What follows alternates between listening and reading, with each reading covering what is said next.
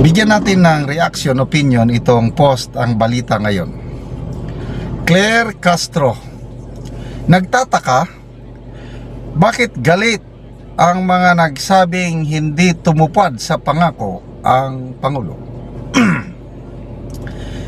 Wala naman siyang binanggit kung sinong pangalan Ito ang mariing pahayag ni Palace Press Officer Yusek Claire Castro habang nililinaw ang batikos na hindi umano tinupad ni Pangulong Ferdinand Marcos Jr. ang pangakong walang Merry Christmas para sa mga sangkot sa korupsyon.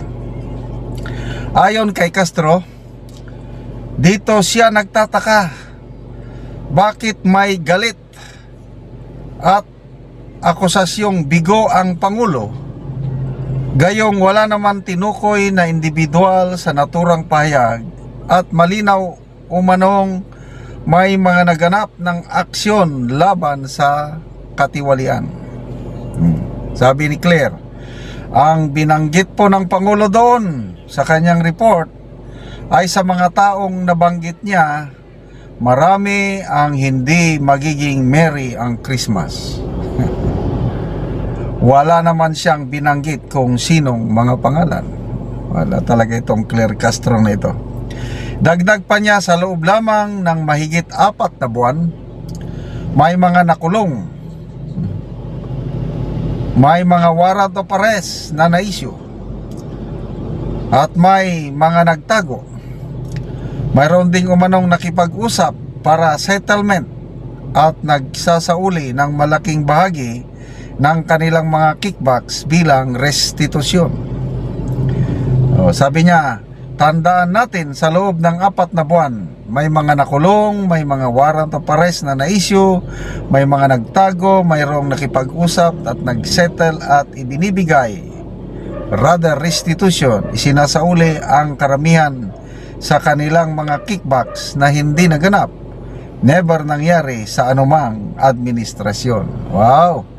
Ipinagmalaki pa niya yung mga nagawa ng Marcos Jr. administration sa laban kontra korupsyon.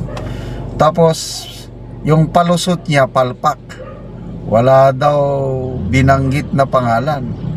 Tandang-tanda ko pa nagsasalita ang Pangulo.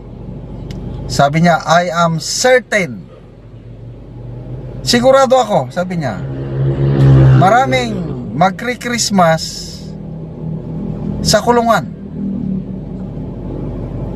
Marami sila, hindi lang Pangulo ang nagsabi niyan Si Ombudsman Boying Rimulya, si Secretary Vince Dizon, si DILG Secretary John Vic Rimulya, 4 sila, group effort.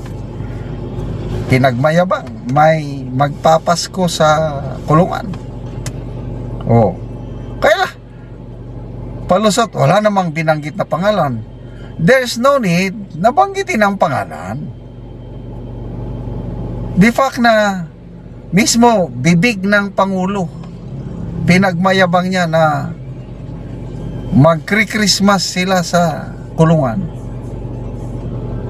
Huwag nang magpalusot po na walang nabanggit na pangalan dahil kalukuhan lang yan. Para bang ang tingin nyo sa taong bayan, yung ganyang palusot, anti-Claire, hindi kami nag-iisip. We were not born yesterday, anti-Claire. Yung palusot mong iyan, lalo ka lang pagtatawanan ng taong bayan. Bakit nung after Christmas na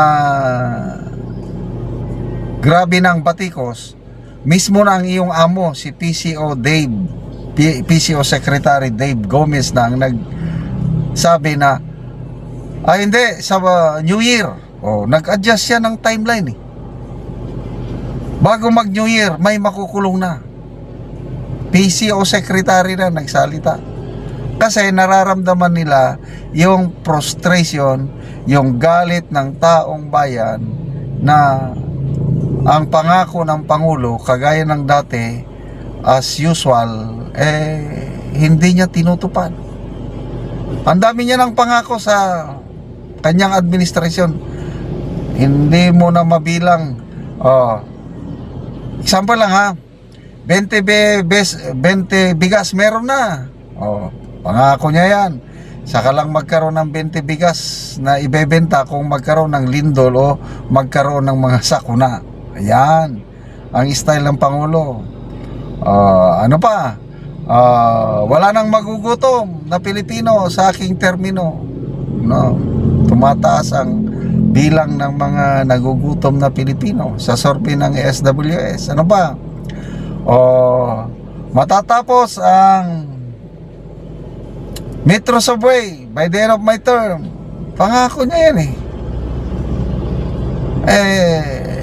sa ngayon sobrang delayed ng ang expected na pagtapos ng subway dahil binabawasan nila palagi taon-taon ang pundo. Paano matatapos kung walang pundo?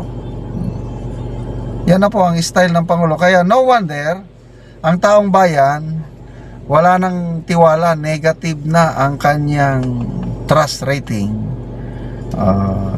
Negative 15% ang kanyang trust rating sa Pulse Asia survey. Negative 3% naman doon sa SWS. Sa Publicos Asia naman ang kanyang whole cabinet. Negative 27 ang kanilang trust rating, performance rating. The worst sa lahat ng administrasyon. Excuse me. Ito na yung pinaka-worst na negative. Bakit nagne-negative? Kasi nga ang taong bayan talagang sukdulan na ang pagkadismaya sa performance ng administrasyong ito. Yung survey ng Publicos Asia, Pulse Asia, when it comes to fighting inflation, 55%, negative 55% ang rating ng Pangulo. Dahil tuloy-tuloy pa rin ang inflation at kawawa ang taong bayan dahil kakapiranggot ng sweldo, kakaunti na lang ang mabili. Fighting corruption, negative 51%. Tapos pinagmamalaki na 4 months, maraming nagawa. Sa iyo lang yan, sa isip mo lang yun, Auntie Claire. Tingnan mo ang mga surveys, sinasabi ng Pilipino hindi masaya sa ginagawa ng iyong amo. Salamat mga kaibigan sa inyong pagsubaybay sa ating channel. Nakakatulong kayo ng malaki sa tribong Talandig ng Bukidnon dahil ang income natin sa channel na ito is pantulong sa tribo. Namimigay tayo ng mga libreng yero at pako para makapagpatayo sila ng mas maayos na tirahan.